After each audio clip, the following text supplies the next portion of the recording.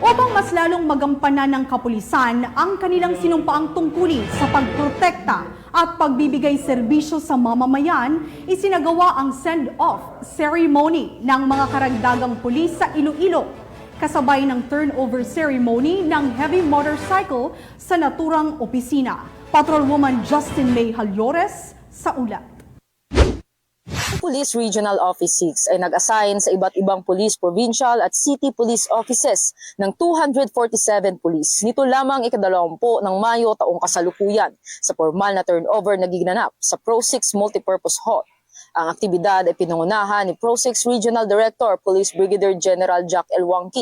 Ang mga tauhan na ito ay mula sa Regional Mobile Force Battalion 6 at idadagdag sa iba't ibang unit sa rehiyon.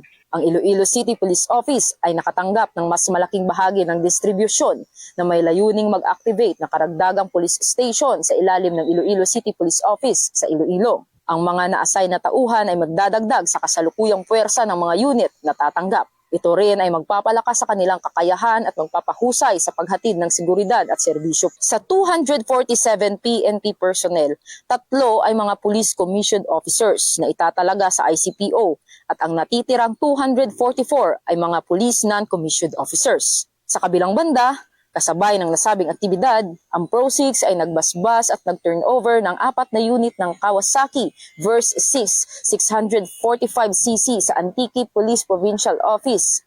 Ang mga sasakyan ay natanggap ni Police Colonel Leah Rose Peña, Provincial Director ng Antique Police Provincial Office, na kinatawan ni Police Major John Paul Guway, Chief Provincial Administrative and Resource Management Unit.